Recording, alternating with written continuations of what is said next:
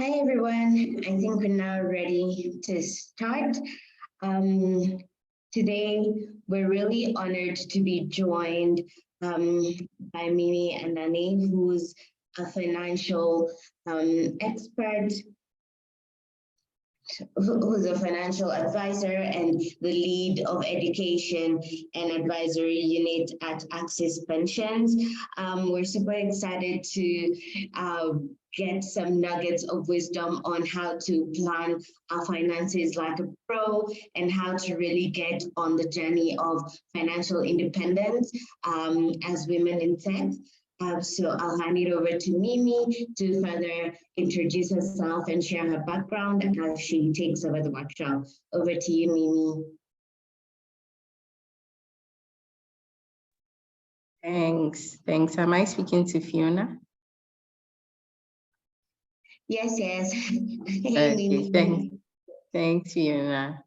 And hello, everyone. I would introduce myself briefly. I trust that this will be a good and insightful discussion. As Fiona rightly said, my name is Mimi Anane-Appiah. I currently lead the education and advisory team here in Access. But beyond that, I have a number of financial literacy interventions. One is money convos. We have conversations on money every Wednesday on Twitter. And then the other is Investment Friend, which is on Instagram. It's a page, or let me say business or coaching business, basically to promote financial literacy and help women make bold money moves like what we are discussing today. So you can check it out when you want to. Today we just want to spend a little time talking about money moves women can make. And this is in line with the celebration we had yesterday, that's International Women's Day. I hope it's not too late to say happy International Women's Day to you all. I think it's something I'm personally passionate about, and I've done a number of interventions that have to do with personal development and promoting personal development and financial literacy among women. So I'm very happy to be here, and I'm thankful to Fiona and the team for the opportunity. And before I continue, let me speak briefly about my organization. I work with Access Pension Trust. We are a leading private pension provider. What we basically do is money tier 2 and tier 3 pensions for companies as well as individuals. So as I said, you can check us out if you need any retirement savings solutions. Okay. So we are going to talk about common financial mistake we all make, whether men or women, general mistakes. Then we'll move to why women should check on their finances or should be more deliberate about their finances. We'll talk briefly about money mindset, and then we'll put the icing on the cake by talking about what you can do, to put your finances in order and make sure that you are winning. So when it comes to finances, we all make mistakes. I think personal finance is an area that in one way or the other, we are all trying to figure out. But there are principles that if we should live by, would make our lives more richer and help us live a more fulfilling life. So I'll touch on a few of these mistakes. Number one, not having a clear financial plan. Even when people are intentional about their finances in terms of how they spend their money, a lot of the time they don't have a plan. They may not have goals. They may not know exactly why they are doing what they are doing. So you realize that you have worked so hard, but you can't really put your finger on what exactly you've gotten out of your efforts because there's no goal. Also, the lack of knowledge. Would agree that we make decisions based on what we know. So if you don't know something, it means you are more likely to make poor decisions, and who suffers as a result? You do. So that is also another mistake that we must check. And I believe that by having this presentation, it's something that we are all improving. Number 2 is returns. So I have been working in this space for a while, and I can tell you for a fact that when someone wants to invest, the first thing they ask is, what are the returns? Which is a good and bad question, because I believe there are other things that should come before the return. And having unrealistic return expectations can drive you to do certain investments that will get you into trouble eventually. Wrong financial advice. Yes, a lot of us take financial advice from our friends and our family, which is not so bad if they have good knowledge or they are abreast to give you that advice. But most of the time they don't. Most of the time they speak out of their experiences, which may be peculiar to them. So it's important that you see an expert, one that you trust, to help you make financial decisions. In this side of town, we like to do stuff on our own, and you tend to see that we waste a lot of money, doing stuff. Whereas if we had asked that for advice, and probably if the need be pay some things more, we would have avoided wasting a lot of money. Also, poor financial decisions due to emotions. And this is especially for us as women. You are depressed and you want to go on a shopping spree. It's not so bad, but they are at the expense of what? So we need to really be in charge of our emotions, especially when it comes to money. Beyond that, women face additional challenges, and one being longer life expectancy. I mean, this is a blessing, but could also be a curse, in quotes, depending on how you look at it. So statistics by Ghana Statistical Services, data by Ghana Statistical Services says that 86% of widowed persons living in Ghana are women. 86% of widowed persons living in Ghana are women. I'm assuming that the men are the ones dying or probably remarrying, whichever way you want to see it. And according to the World Bank, life expectancy at birth for males in Ghana is 62. That was in 2020, and 66 for females. That means that we live longer. If you live longer and longer than your spouse, for those who intend to get married or who are married, that means how are you going to live after that, especially if you are dependent on your significant other. Also, women generally earn lower. Now, this is a global issue. One of the reasons why we celebrate International Women's Day is to push for better benefits for women. Now in Ghana, according to the Ghana Statistical Services, again, we have women earning less than 30% of what men earn. So if a man is averagely earning 1,000 Ghana cedis, a woman should be taking maybe 700 Ghana cedis. Now, this may not sound as bad, but it has a rippling effect. That means our pensions are going to be less, we have less opportunities to invest, to save, etc. So this is very important. Also, we are more likely to take career breaks, maternity leave, take some time off to go and take care of our kids or our aged parents. And the time that we miss out on can also affect our career and our income earning potential. Also, life-changing events also tend to affect us a lot. Let's talk about divorce. We have about 65%, 65.5% of divorcees in Ghana who are women. The men are about 34%. As I said, I suspect the men are marrying and the women are still deciding to stay single. But beyond that, it means that for those who rely on the other, partner for financial needs, it means that this phenomenon can make you naked or probably leave you in a vulnerable situation.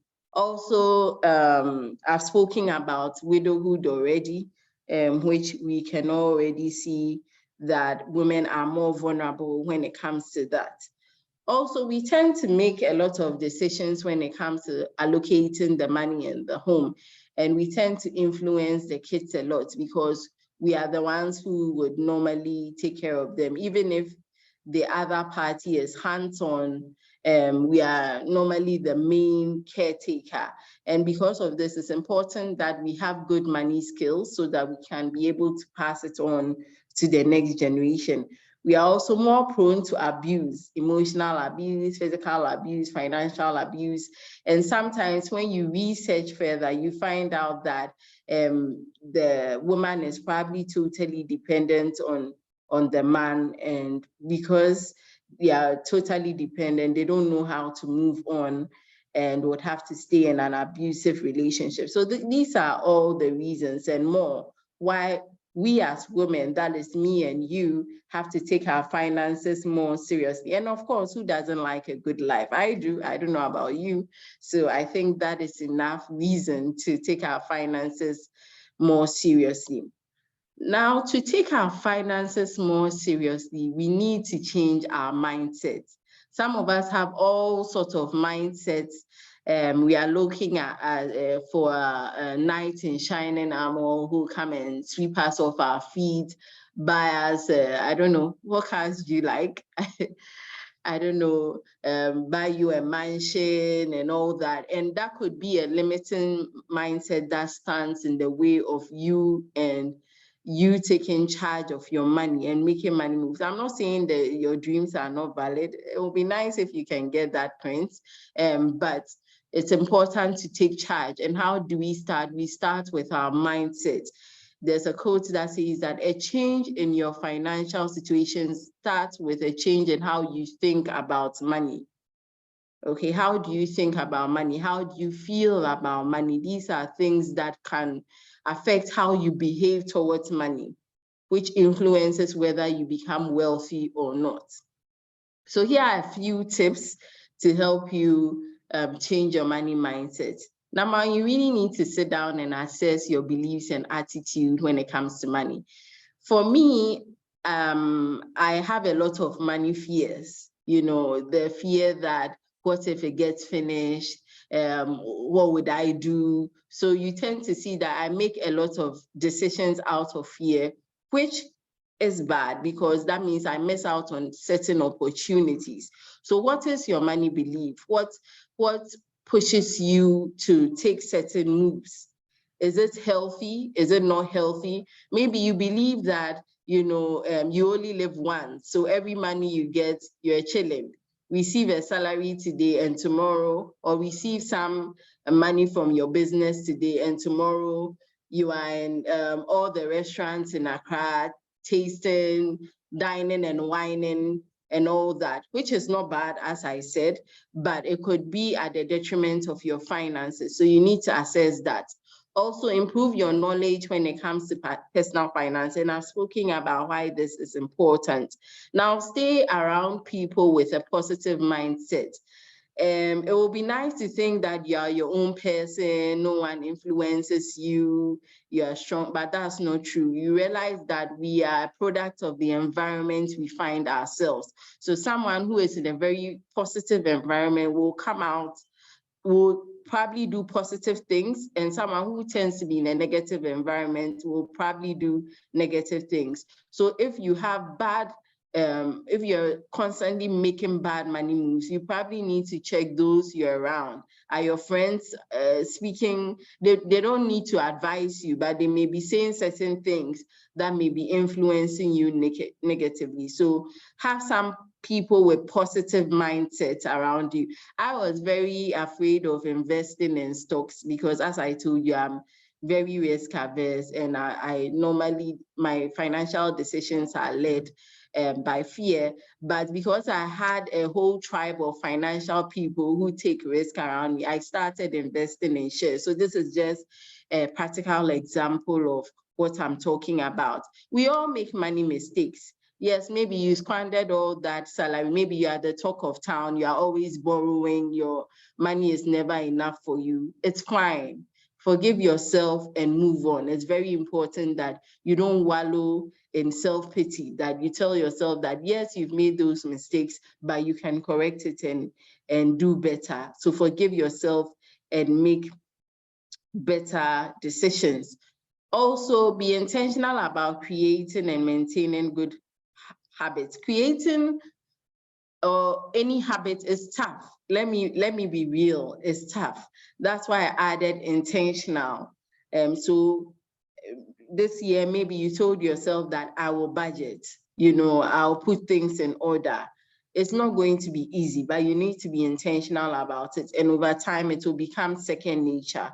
Also understand, a lot of the time we put too much value on money as if it's the most important thing in life. But remember that money is just a tool, and money reflects our values, our beliefs, and feelings. So before you even make that money, make sure that you are good, so that whatever money you get will amplify your goodness. If you are evil, whatever money you have would amplify your badness. So it's very important to know that money is just a tool, and it's us that gives money meaning. That's why if you give money to a terrorist, he'll terrorize more people. If you give money to a philanthropist, he's going to do more good. So at least now I've established the basis for why we must take our personal finances seriously. And I hope by now we've decided to have a good money mindset and deal with our limiting beliefs. But now let's talk about financial planning, which is very essential. You remember in the beginning, I spoke about one of the mistakes people make is not to have a financial plan. So what exactly is a financial plan, or what is financial planning? It's the process of setting goals and making a conscious decision about how you use your resources to achieve those goals. So a lot of the time, we tend to have maybe budget, we tend to be able to budget well, maybe invest and all that, but we don't have any goals driving what we do. So you have invested 5,000 and you decide to use the money for whatever reason. So you realize that you're working so hard over and over again, but because you don't have any goals that are important to you, you just keep on doing things for doing sake and not arriving anywhere. So it's very important in financial planning to sit down and think about what you really want out of life, so that you make a conscious decision that from every resource you receive, you're going to use part of those resources to achieve that goal. And also to make sure that you are not living life for someone else, that you are living a life that you want to live by making sure your resources go where you want it to go. So when it comes to financial planning, there are three things I want you to remember. It's a whole process, but I want to focus on these three processes. First of all, you need to determine where you want to be. As I've mentioned, your financial goals. So do you want to buy a house in 5 years? Do you want to buy a car? Do you want to go to school? Do you want to save for your children's education? Maybe you want them to go outside. What do you want for your life? And this could be short-term, medium-term, and long-term. Another thing you have to look at where you are now, because, for example, I could have the same goals as Abna has, but we may be at different places in terms of our finances. Maybe Abna already has $1 million in her account. She already has other resources. It makes it easier for her to achieve her goal. Maybe I just have 1,000 Ghana cedis. It means that the steps that we take are going to be different, even though we have the same financial goal. So it's important that you know where you are. And when it comes to your personal finance, this includes knowing your net worth. Net worth is basically your assets minus your liability. So what you owe minus what you own. What you own minus what you owe. So we are looking at things like if you own a house, you have an investment account and all that, those are things you own. Then what you owe is debt. If you have debt, that's what you owe. So you take that out, and what is left is what you are worth. I know, I don't mean that you are worth just 1,000 cedis. I mean financially, that is what you are worth when you take out what you owe from what you own. Fiona, is Fiona around? Yeah. Fiona, can you give me a minute? I have an emergency. I have to change my location quickly. Okay, no worries.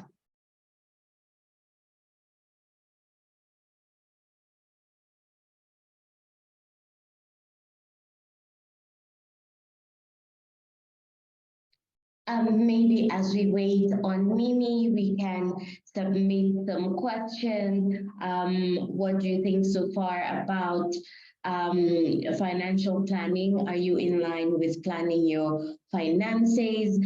Is investment something you've considered? What are your questions around that? Where are you in your journey to financial independence? I, for one, find this quite interesting, and looking at the different avenues that we've captured so far, it speaks a lot into the awareness needed as women in planning our finances, given the bulk of responsibilities bestowed upon women in the society. So as we wait on Mimi to come back, I'm here now. Sorry about that. No worries. Okay, so if somebody has a net worth, we know Bill Gates, all the rich people, if they have a net worth, it's possible that they are going to be easily able to achieve their financial goals. Whereas if you have a negative net worth, it's going to be difficult. So we need to look at how we can improve our net worth. Another thing we'll be looking at is your cash flow.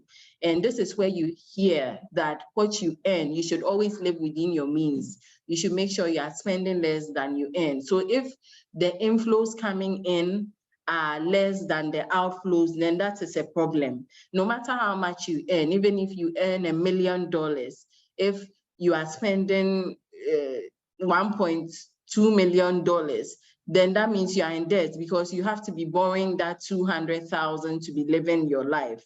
So no matter how much you earn, it's still important that you live within your means. So we are also going to be looking at your cash flow. So these are things that determine your financial health or determine your current financial situation. Once you know that, okay, I have maybe, I earn 10,000, but I'm spending maybe 9,000, then we start looking at the action steps. What can we do?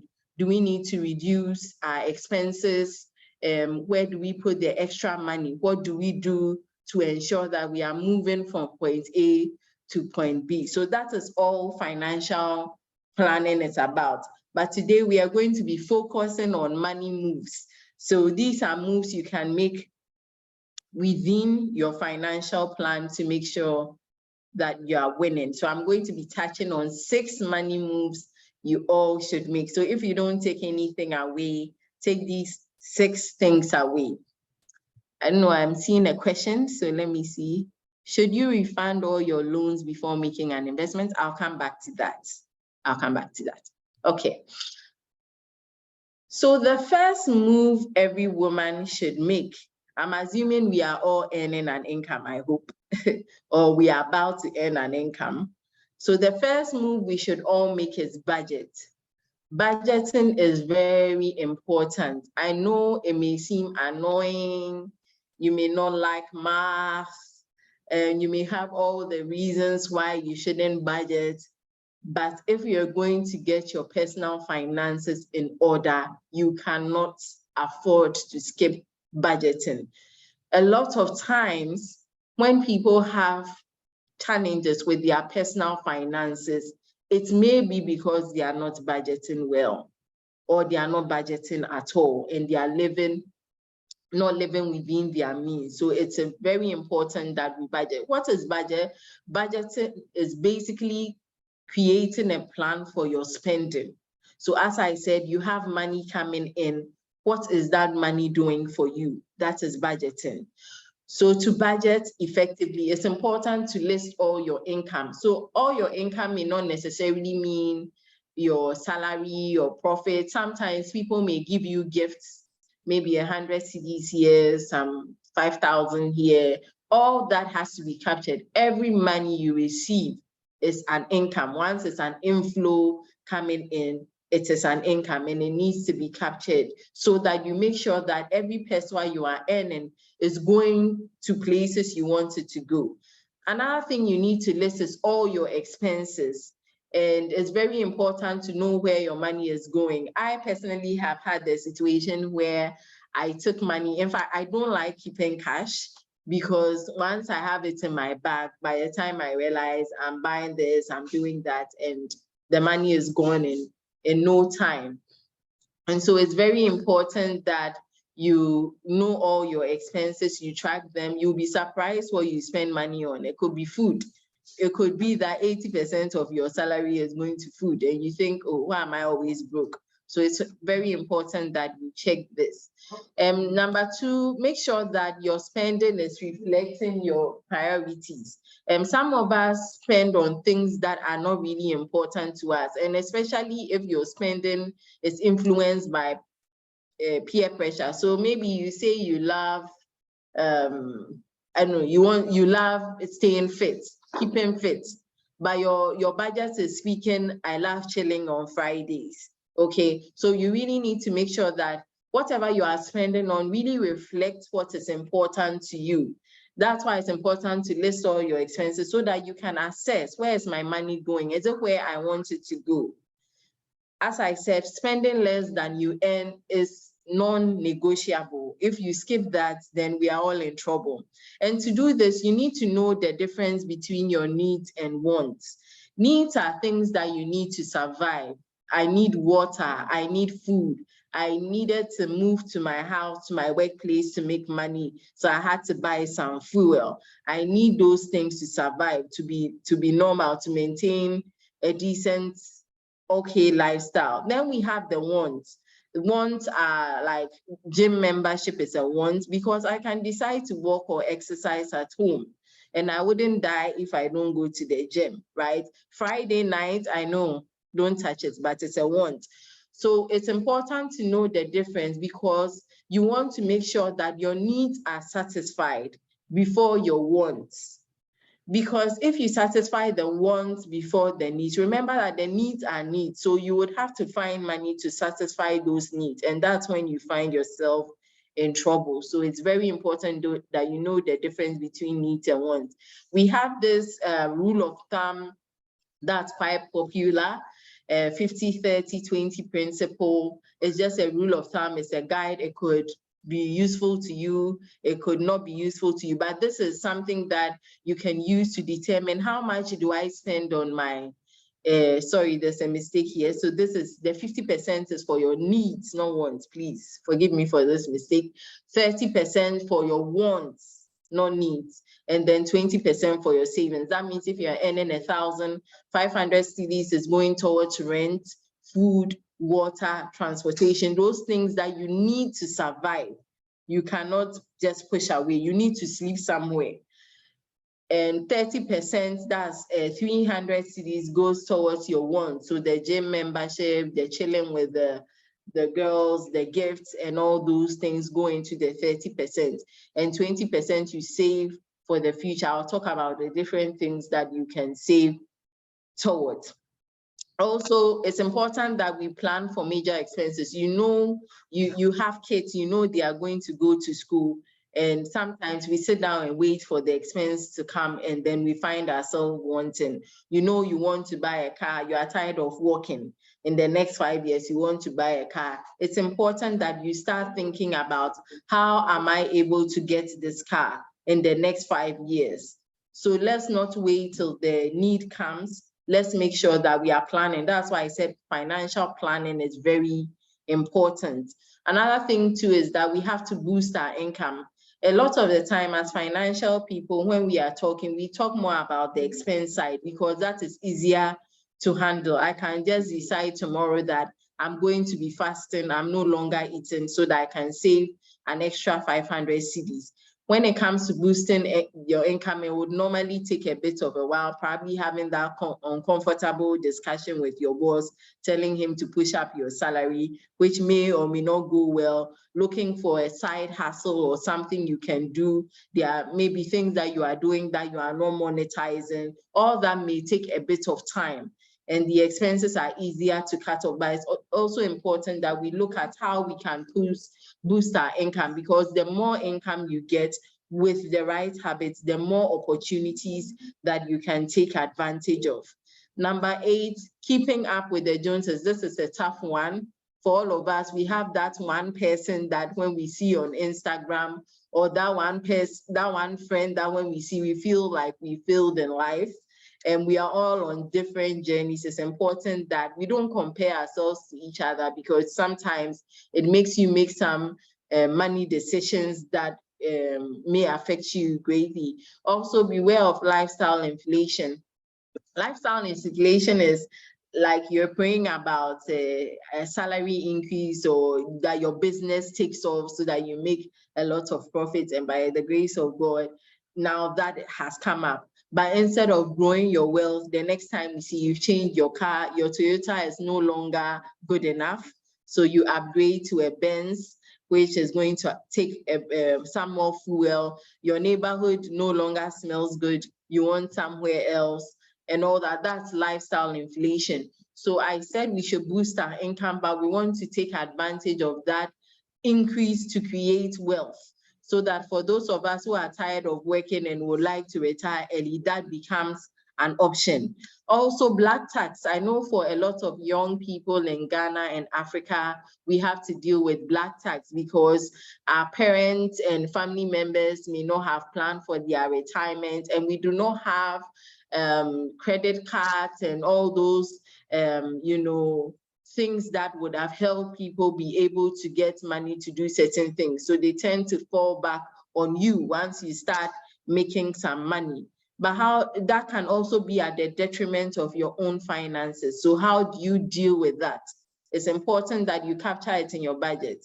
So sometimes you need to have a very important discussion with your people and tell them, this, I can afford 200 cedis a month for extended family, and have that tough discussion. A lot of the time we are afraid of having the tough discussions because we are afraid people would see us as mean, but it's very important if you want to take charge of your finances. Also, it's important that you teach people how to fish instead of giving them the fish. So as you're also improving your own personal finances, your budget, to make sure that they are also doing that, so that they make the most of the money you give them, and also teach them or expose them to opportunities to make their own money. Once they make their own money, they free you up to use your money for what you want. So this is also very important. So this is a sample of a budget. This is a zero-based budget. A zero-based budget basically means that you are planning for every cedi that you earn. So as you can see, this person earned 3,800 from their salary, and the side hustle is bringing them 750. That's 4,500. We've split that into expenses and savings. Most of these expenses we can see are needs, but we have something for entertainment. Something for clothing can be a need. It depends on the kind of clothing. So we've broken down the 4,500 into different expense items. And then we also have our savings and the different projects or places our savings is going towards. So this is just an example of a budget. Now, it doesn't mean you have to do the same. It's important that you create a budget that works for you. If you don't, you are not going to be sticking to it. So if you're a fun-loving person, you definitely need some money for entertainment. Don't go and copy someone who is probably very chisel, and because maybe they are able to save more. So yes, you need to save, but make sure that your budget reflects your ideal lifestyle. Number 2, you have to save and invest. So I've hammered on this already. I'll go to how you should say that. As I said, at least 20% of your income should be put aside for tomorrow. That's what we mean by pay yourself first. Because you realize that for those of you who saved and invested in the future, there are certain needs and wants that you have today that those savings helped you achieve. So it's very important that you save a part of your income for tomorrow. I'm not saying save everything, just 20% at least. If your financial goals are huge, maybe you can look at more than 20%, but this is the basic minimum.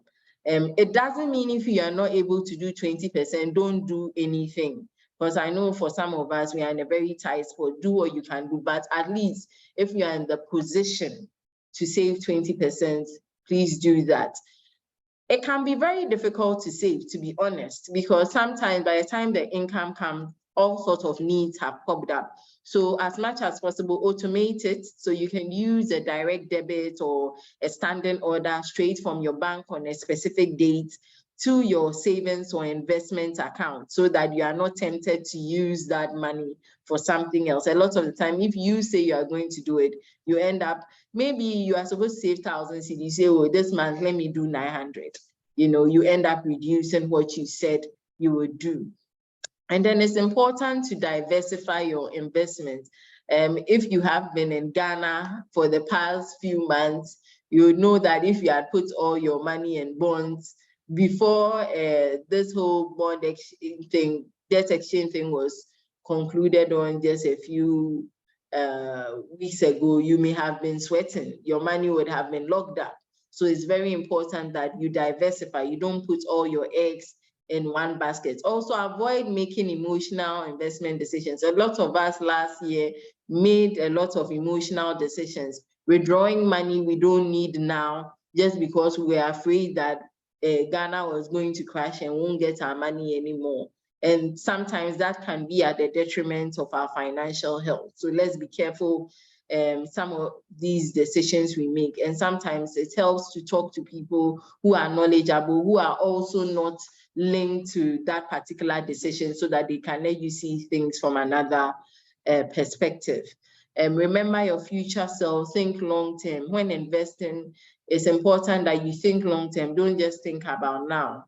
So there are certain investments, if you buy stocks and you see the stock price go down and you withdraw, you'll be losing out. You need to think about the long term to be able to get the most out of your investments, and also review your savings and then your investment strategy regularly, because sometimes your goals change, sometimes things change. For example, you were doing a lot of bonds and you realize that I'm too exposed to just one security. It's important to see what you can do to reduce your exposure. I should have spoken about this first before talking about the tips, but you really need to invest so that you can grow your money. You can save for retirement, because you all will grow old someday, so that you can meet a future goal or need, preserve the value of your money. Even though inflation is higher than interest rates, if you keep your money in a bank account without investing, something you need for the future, will even lose more value than if you had put it in an investment. So this is also important. And also to generate passive income. Some people have, I work with retirees, so I have people who have their money in investments. Some pay them maybe 10,000 a month just from the returns. So this is also a good way to generate income and then also pay less taxes. So for those of us who have our own businesses, eventually would want to look at taking advantage of pension savings opportunity in Ghana to reduce our taxes. So must have savings accounts, savings and investment account. We should all have an emergency fund. An emergency fund is 3 to 6 months of your living expenses that you set aside. And this is important because if you've lived through COVID, you've lived through all the drama after COVID, you know that there are a lot of uncertainties these days. You can easily lose your job, business can go down, things can happen and you don't want to be found wanting. So an emergency fund at least helps you to be able to live life while you figure out what you can do. So if you live on 2,000, we are just saying that if you have maybe between 6,000, that's 2 times 3 to 6 times 2, which is 12,000. That's a good enough start. But this also depends on how your level of risk. For example, if I'm from a 2-income family, 6 months may be okay. But if I'm in a family, maybe a family where there's a husband and wife though, and maybe the husband is working, the wife is not working, then that means we are all relying on one income. So you would need more in your emergency fund. So it depends on your situation. Or if you're working, maybe you're an entrepreneur, and entrepreneurship, we all know, is risky. You want to have a good amount in your emergency fund so that even when things are not going too well, you are not forced to stop your business to go and get a job, that you can weigh through and see whatever effort you've put in be able to yield fruit. So emergency funds are very important. Then retirement funds, as I said, will all grow old someday. I was 20 just yesterday and I can't even recognize my age now.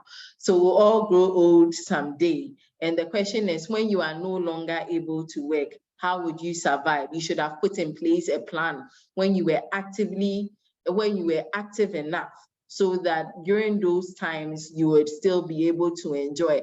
As I said, I deal with retirees and they have a lot of challenges from healthcare and all sorts of things, and you do not want to be found in a vulnerable situation without money. So this is also very essential. Also, we have sinking funds. Now, I spoke about goals. So if you want to travel to Bali in 2025, why not? Life is for enjoyment. You can plan for it. You set aside some money. I have people I'm coaching who are setting aside a certain amount of money monthly to make that a reality. That is called sinking funds. It's for a specific future goal or a specific expense. So I also recommend that for all of you. Now let's talk a bit more about investment. I'll try to keep this short and crisp. And we have a number of investments. In Ghana, the options are not really that much. You know, a lot of us were comfortable with government securities till recently, but there are still things that we can look into.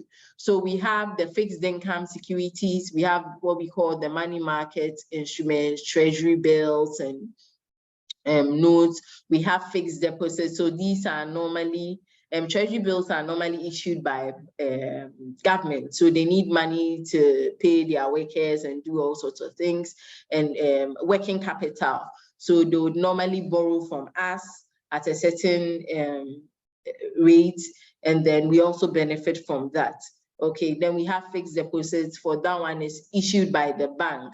So they need money. So they put out these securities, they get money from us, and then they go and do whatever they want to do, whether it's to give out loans or go and buy government securities, which is what they were doing in the past, make their margins and then pay you something and then take their share. Then we also have capital market instruments. So money markets, I've spoken about treasury bills and fixed deposits. We have a capital market. So under capital market, these are more long-term. And so we have government bonds. So government bonds, still a loan to government, but this time is for a longer period. We also have corporate bonds, so just like government, but this time around it's companies that need the money.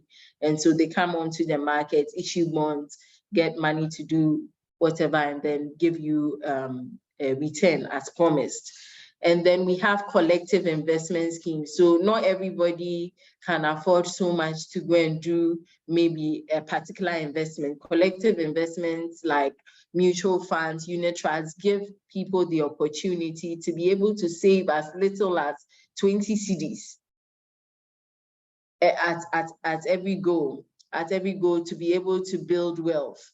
So mutual funds basically, and unit trusts, they are collective investment schemes. They collect different people's monies together, it becomes a lot. And because of that, they can diversify. They can buy a bit of this and a bit of that. Now, it's important when you are buying a mutual fund to find out the objective of that mutual fund, because we have equity mutual funds that mostly are into equity. We have money market mutual funds that are into money markets. I've mentioned treasury bills, fixed deposits. We have fixed income mutual funds. You find bonds in those ones. So it's very important that you ask what is behind the mutual fund. Now, I'm highlighting this because last year, during all the craziness, you had people saying that I invested in a mutual fund. I don't care what they were doing with the money. I just want my money. It doesn't work like that. Once you invest in something, you need to know what are they going to do with this money to be able to give me back my returns.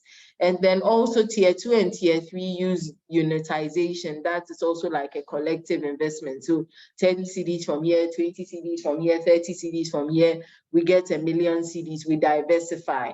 And once there are returns, we share accordingly. Then we also have alternative investments, which are becoming a bit more attractive given what has happened with government securities recently. So we are looking at commodities, we are looking at businesses, we are looking at venture capital, private equity, crowdfunding, forex trading, anything that is not traditional in the alternative space. Then we also have stocks. So for stocks, we have the stocks on the Ghana Stock Exchange, MTN, Commercial Bank, GCB, and some of these other banks. If you look at their financials and you think that I believe in this institution, I believe they have a future, they'll be able to make money, you can decide to invest in one of these companies. We also have global stocks that you can invest in. And even in collective investment, we have ETFs. So in Ghana, we have what we call the New Gold ETF that is handled by Barclays. We also have other ETFs outside that you can also look into. So there's a lot of opportunity. And even in the alternative investment, I didn't mention real estate. So anything that is not in the traditional space, you can look at in alternative investment. So there are still quite a number of opportunities, just that some require a bit more money.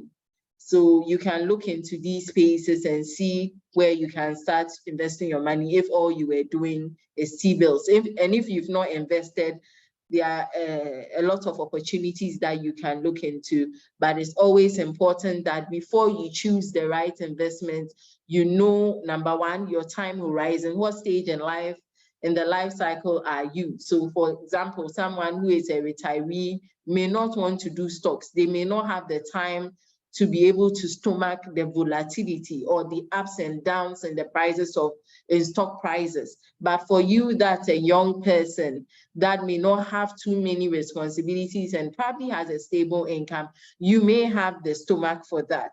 Also, how long do you plan to invest for? So for example, if you wanted to, let me use wedding, have your wedding in 3 months, you had 50,000 and you were wondering, what do I do with this 50,000? And you go and put it in stocks. It could be that by the time you are ready to get married, the prices would have gone down and it will be worth 25,000. What does that mean? Probably means you may not marry if you really have to spend that 50,000. So it's important that you know how long you have to invest so that you can choose another an appropriate investment. So for the 3 months wedding, it probably will be better to do maybe a fixed deposit or buy treasury bills, maybe a 91-day treasury bill. Another thing you should also know is your objective. So are you doing this for retirement? Is it for education? Is it for wedding? Are you trying to preserve your capital?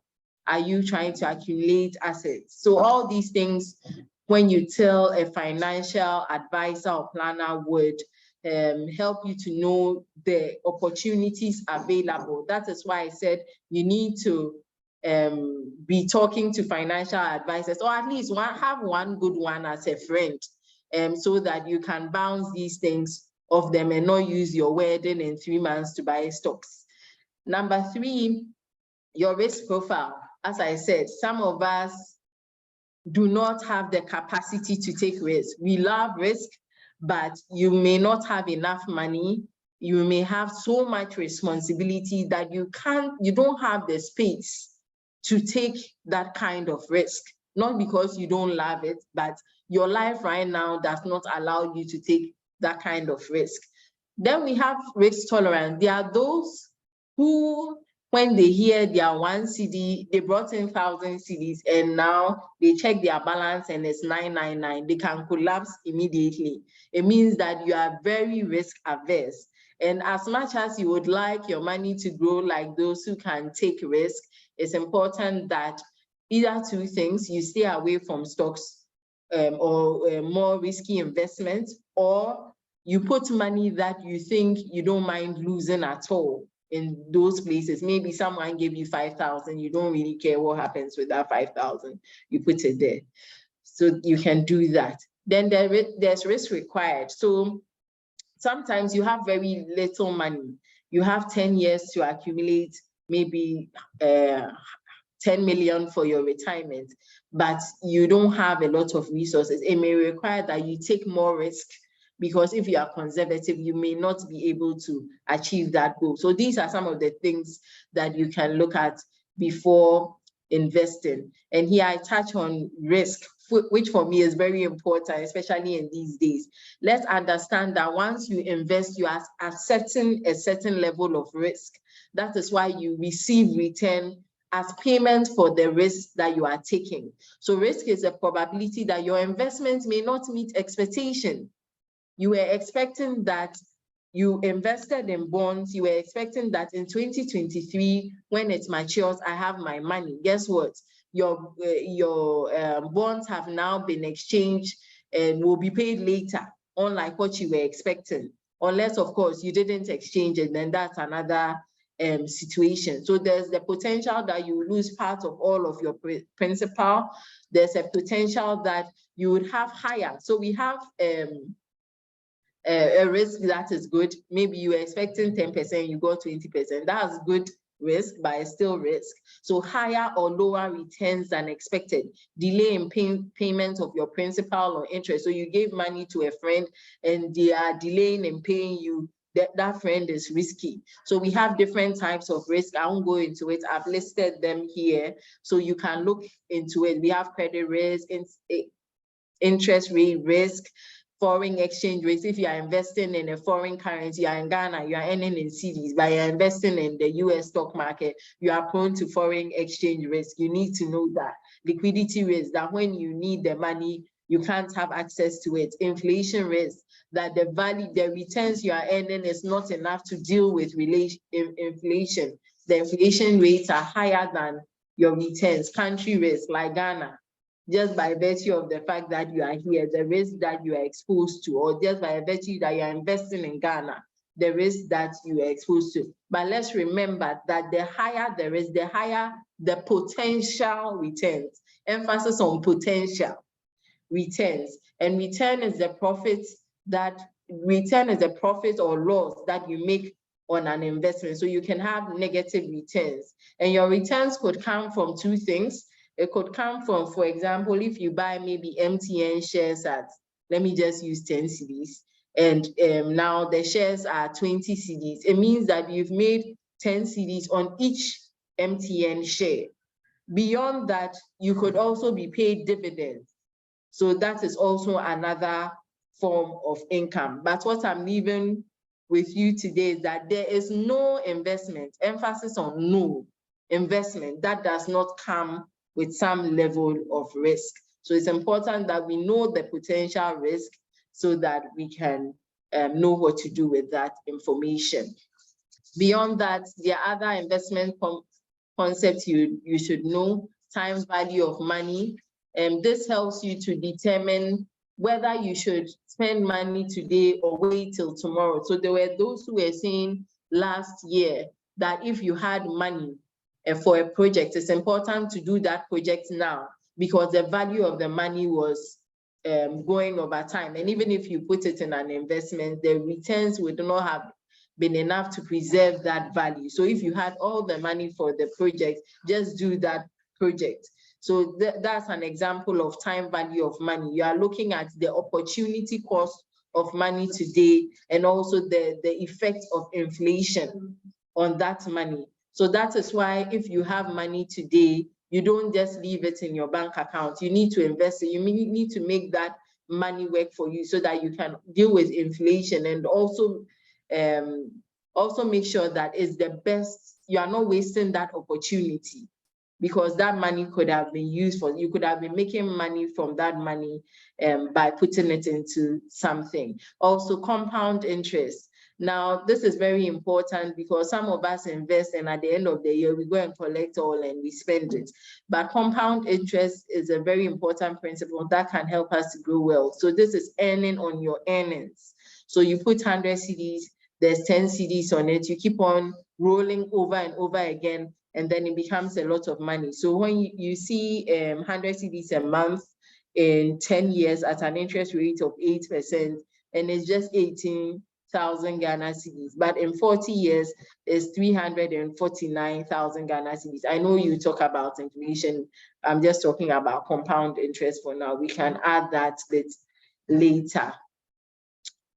The third thing I would want you to do is plan your retirement. I've spoken about why, that we will all go old someday, and life comes with so many events, marriage, home purchase, paying for college, buying a second home. By the time you realize you have retired, and for most of us, we don't plan for it till it's too late. So retirement planning is something that is very important. For those of us in Ghana or Ghanaians, we have what we call the 3-tiered pension scheme. I know some of us here are planning to do our own business, or we are in the process. It's very important that you make sure that you are doing this for yourself and your workers. So look at the 3-tiered pension scheme, and the tier 1 and tier 2 are mandatory. So your employee can go and report to you if you don't pay. So tier 1 basically is what we know as SNIT. When you go on retirement, SNIT will be giving you monthly pensions. Now, what you do is that every month you deduct 13.5% of your employee's basic salary, and then you take it to SNIT. Now, mind you, the 13.5% doesn't mean it's coming from the employee. I'll talk about that briefly, but it's the percentage of their basic salary, and then you pay it. Now, SNIT is an insurance. So once you meet all the requirements, when you retire, you should have your money. They don't do investment volatility and all those things. Once you meet the requirements, you should have your money. And mind you, to have pensions in Ghana, you should have contributed for 15 years, 180 months, which is very important. Because I'm talking about a lot, maybe on another day, I will spend more time talking about how to plan for your retirement. For tier 2, it's 5% of your basic salary that you send to a trustee of your choice. We have more than 23 trustees, so you can choose which one you want. Give that money to the person. It's a pure investment. Will pay you a lump sum when you go on retirement. So the 13.5 and the 5% is 18.5%, which is mandatory. But 5.5 comes from the employee's salary. So you deduct that from the employee's basic salary, and the employer will add 13% and then remit it to these two companies, these two different companies. Then we have the tier 3, which is voluntary. With that one, the law allows you to contribute up to 16.5% of your employee's basic salary or your basic salary to a tier 3 scheme. So guess what? Your taxes reduce because you've taken advantage of a tier 3 scheme. So this is very important for those of you who would want to take advantage of a tier 3 scheme for yourself. You can do a personal pension. If you want to do it for your organization, you can do a provident fund. Now, unlike the tier 1 and tier 2 that are strictly for retirement, with this one, you can withdraw. People also use it as a collateral for their mortgage. There are also other benefits to the tier 3 scheme. So wrapping up on the retirement bit, it's important that you know what kind of retirement you want to have. Do you want to be the type traveling all over the world, or you want to be just here watching TV3. It depends on you. So it's important to know what your retirement goal is, and that should feature into your retirement budget. It's important that you consider inflation, because 10,000 today is not 10,000 tomorrow, so that you know how to prepare adequately. Also, imagine living up to 90. You want to make sure you are enjoying life and not enduring life, so that you plan adequately. It's also important to know where you are now and how you can bridge the gap. How do you do that? Make sure that all these opportunities I've spoken about, tier 1, tier 2, tier 3, you are doing it. If there's any additional investment you want to do, why not do it? And once you do this, avoid withdrawing prematurely from your retirement savings, especially if you are doing the tier 3 for your retirement. And as your income increases, make sure that you are increasing. Last but not the least, number 4, protect your assets. You've put in so much effort, you've deprived yourself, you've budgeted, you've invested. You want to make sure that if something happens to you or your loved one, or a property that you have acquired, you are not found wanting. So make sure you protect yourself with an insurance, but insurance is mostly missold. So please make sure you are talking to the right person and buying the right insurance. Make sure it's not sold to you, that it's something that you have sat down and assessed that I have this house. If it burns down, I'll be in trouble. So I want to insure this house.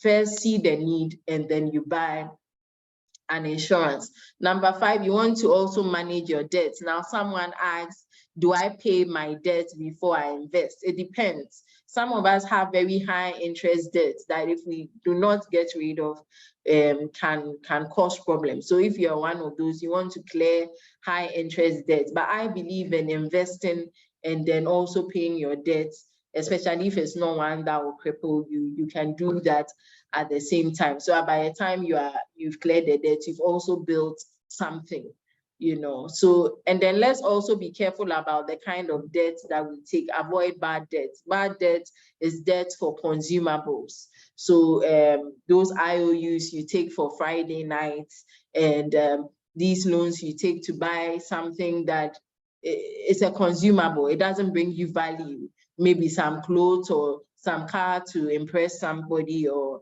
it doesn't bring any value to you, it doesn't add to you, then it's something that you need to look into. You can use debt for to acquire a property. Remember, I spoke about net worth. If it's something that would increase what you own, and by what you own, I don't mean just anything, things that will bring you value, things that can generate income for you, then by all means take debt. But you have to be very careful. If you're a business, you've not proved your concept, you go and take somebody's money who doesn't mind, and you go and play cha-cha with it, you may be in trouble. So be careful about that.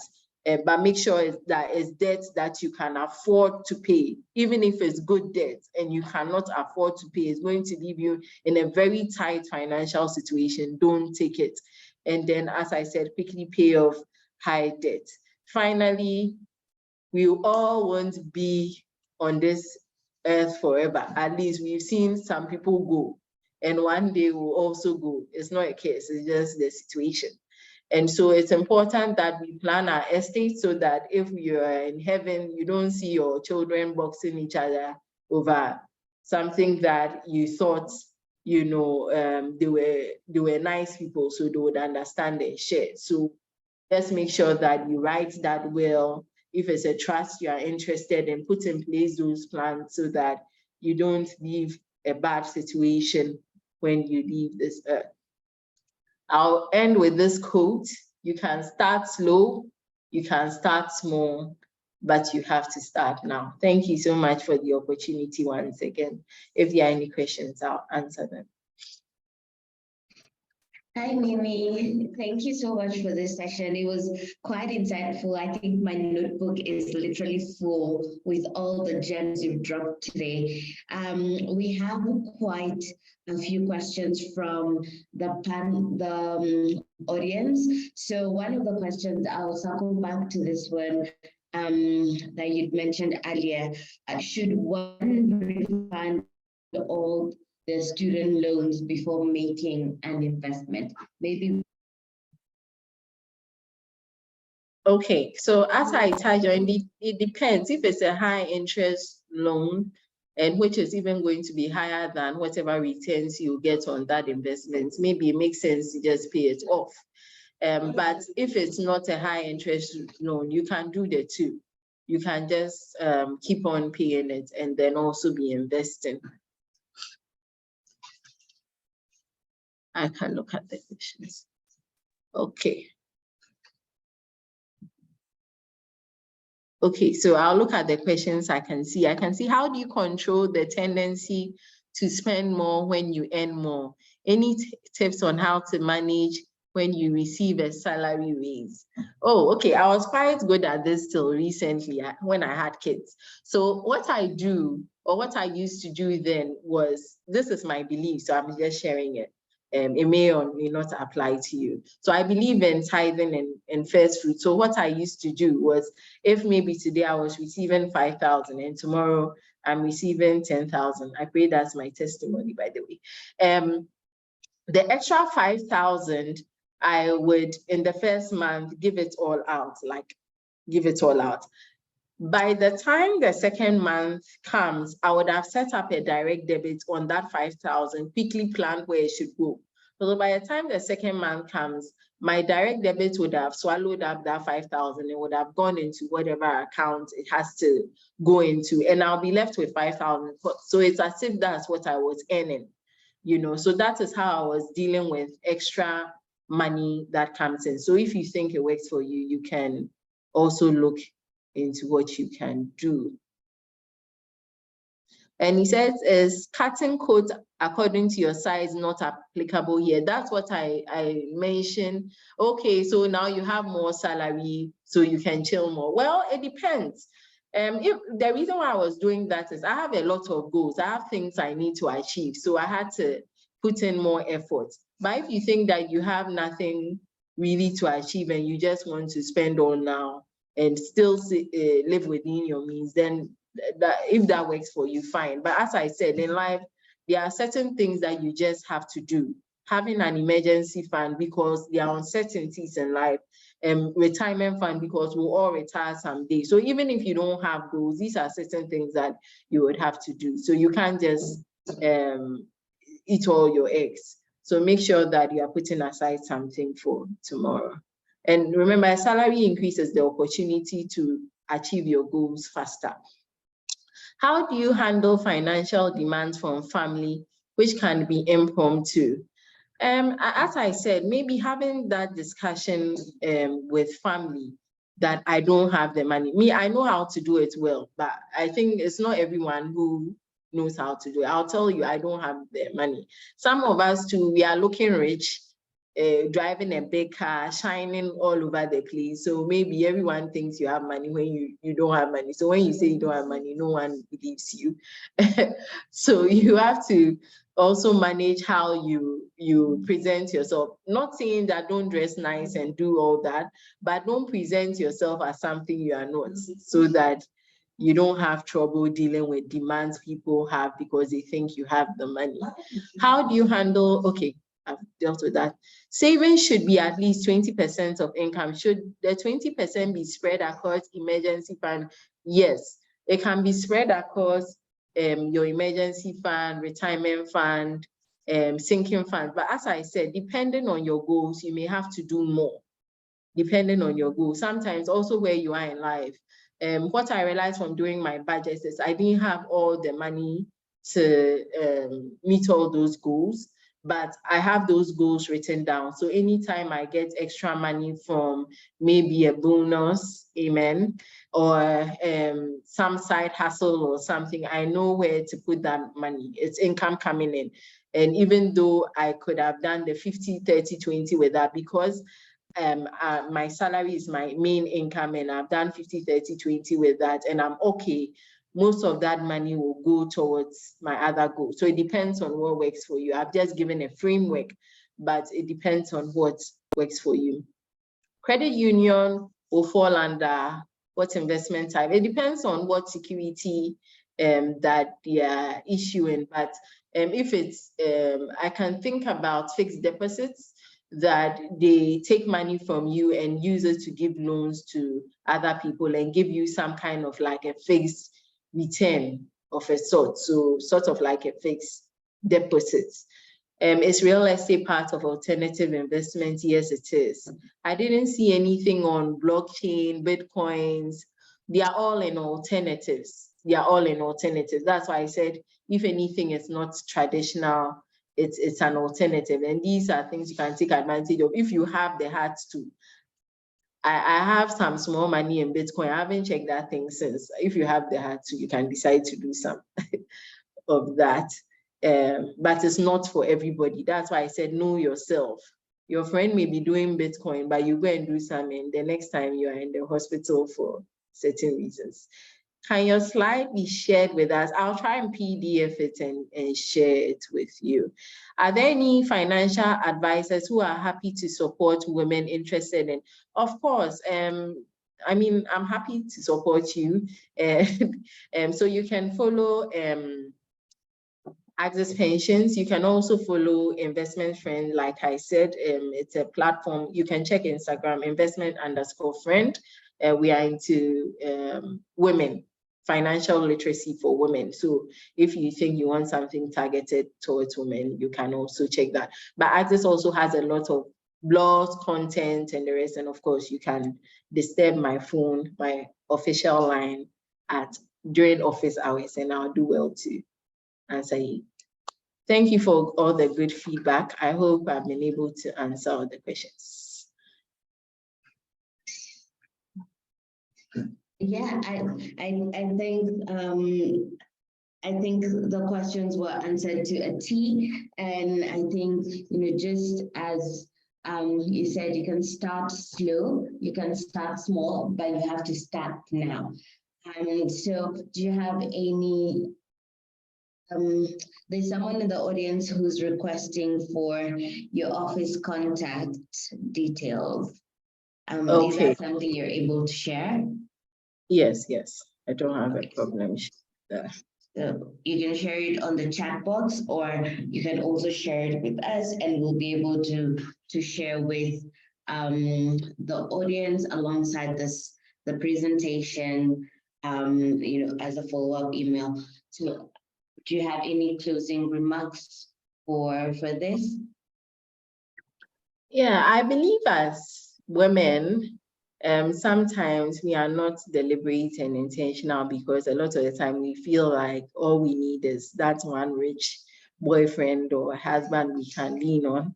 But all the statistics show that we need to be deliberate about our finances.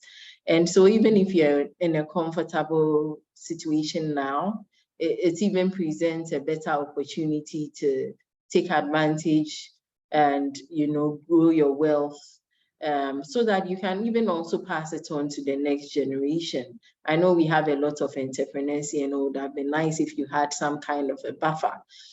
So we can do it, and it's not difficult. Let's just surround ourselves with the right people who would keep on cheering us on.